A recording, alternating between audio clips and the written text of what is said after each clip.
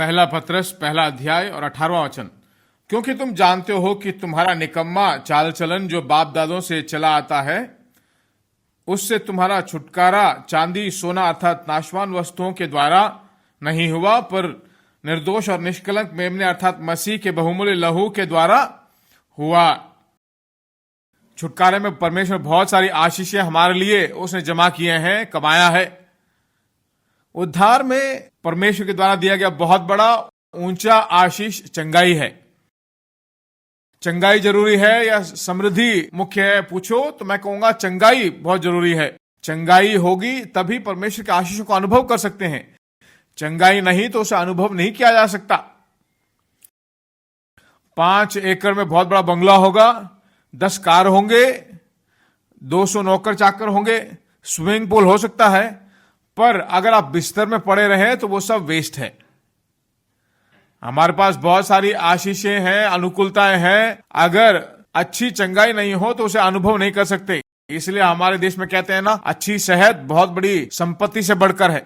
क्योंकि बहुत बड़ी संपत्ति बिल्कुल अच्छी सेहत में रहना है।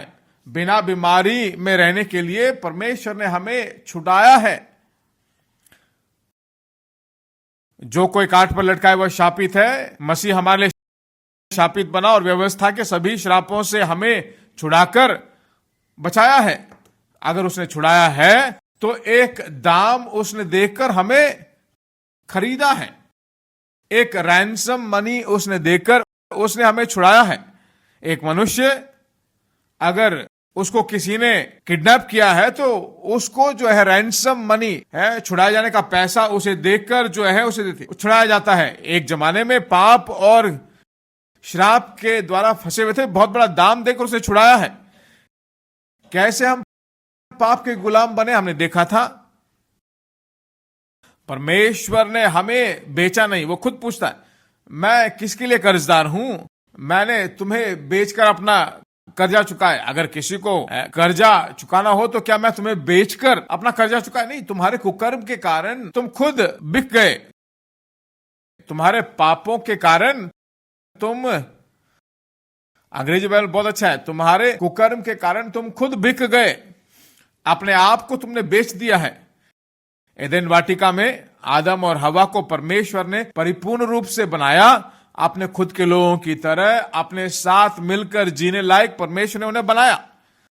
परमेश्वर का वचन उन्होंने ग्रहण नहीं किया और शैतान का वचन उन्होंने ग्रहण करके शैतान के हाथ में अधिकार देकर शैतान के हाथों में अपने आप को बेच दिए और उसके हाथों के नीचे वो रहने लगे। एक मनुष्य के पाप के कारण पाप इस दुनिया में प्रवेश करता है, ऐसा बताया गया है, और उसी के द्वारा सबके सब पापी बन गए और परमेश्वर की महिमा रहित हो गए। पाप के द्वारा मरकर मतलब सबने पाप किया और परमेश्वर की महिमा से रहित हो गए, और पाप की तनख्वाह मृत्यु है और सभी पाप करके परमेश्वर की महिमा से परे हट गए तो सब पाप के नीचे आ गए।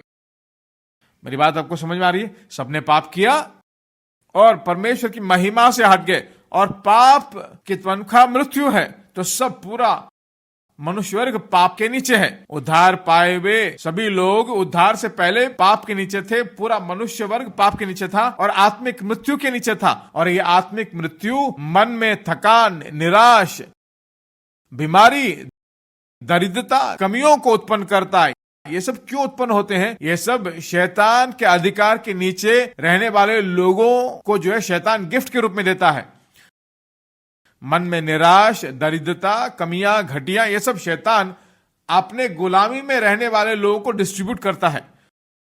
पर परमेश्वर की स्तुति हो, परमेश्वर ने आपको और मुझे दाम देकर, मोल देकर छुड़ाया है। किसको उसने मोल दिया? किसको दिया? शैतान को दिया? शैतान को नहीं दिया।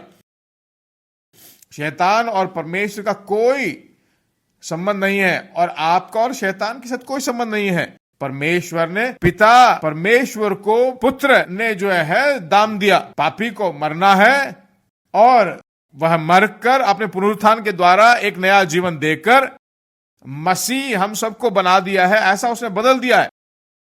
सुन रहे हो मेरी बात? हम पहले शैतान के थे, यीशु मसीह मृत्यु को पाकर हमें मसीह में बना दिया है। जो दाम दिया है वह निष्कलंक और निर्दोष मेमने अर्थात मसीह का बहुमूल्य लहू, इससे बड़ा मूल्य कोई और देकर आपको खरीद नहीं सकता।